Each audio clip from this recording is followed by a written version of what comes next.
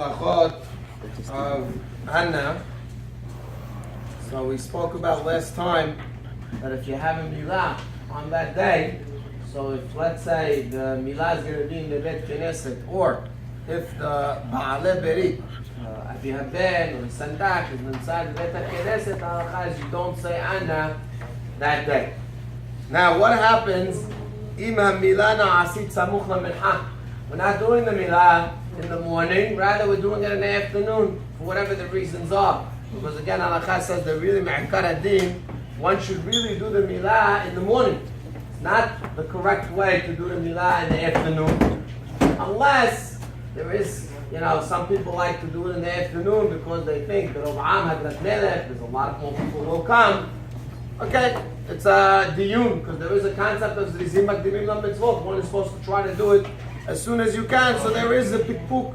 Again, you have this way, that way. Each person should ask, when it comes time, should ask what he should do, because the person who wants V'Rov Am Hadrat Melech, could be there's a big anyan to have more people, you're going to have a lot more orhim come to the mitzvah.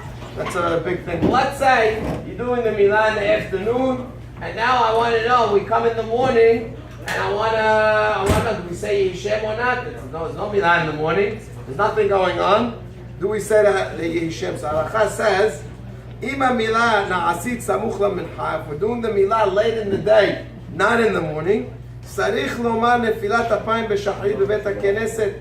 You still have to say Anna in the morning, whether it's in the shul where the milah is going to take place, or if it's in the shul where had me ba'aleh berit, one of the people, the Abi Ben or the Sandak is there. No yehi shem in this case. In this case, you say regular Anna in the morning. Only when they go in the afternoon to shul, then they say yehi shem by mincha, and then they make the brit milah. Now, however, umikol makom, he says there is an opinion that disagrees with this.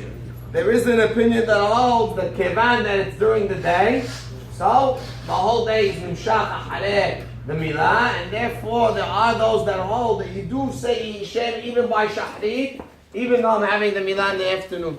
So let's say you come to a shul where that's what they're doing, where the shul was noheg, listen, since we're having a milah later on in the day, we want to say yehi shem. Yesh la'im al ma nesmochu, they have what to rely on to say yehi shem, and they can do whatever they want. But really, me'akar adin, he says the best is not to say yehi shem in this case, rather to say Anna in the morning by shachrit, and by mincha, one could say yehi shem. Now, what if the father of the child is not going to be at the milah? For example, he's away. He's on a business trip, and he happened to happen what he's supposed to do. He's away. He's not going to make it for the milah, and he's wherever he is.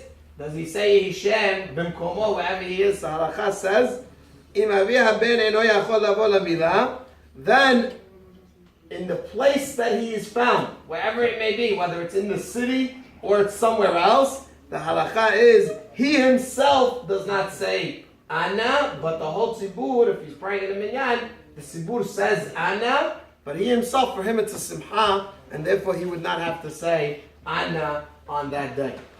The last halakha is in regards to siyum masechet, that if let's say you have a siyum masechet going on in the shul, whether it's the whole tzibur in general that's making a siyum, so it's a thing that's the whole tzibur, or if it's one person from the tzibur, one person only finished the masechet and everybody else is just attending, nobody else finished the masechet, regardless, doesn't make a difference as long as you have a siyum in the knis. Halakha is it's considered a yom simcha. If they're making a siyum right after shachrit, then in such a case one would not have to say Anna, rather you would say yehi shem on that day.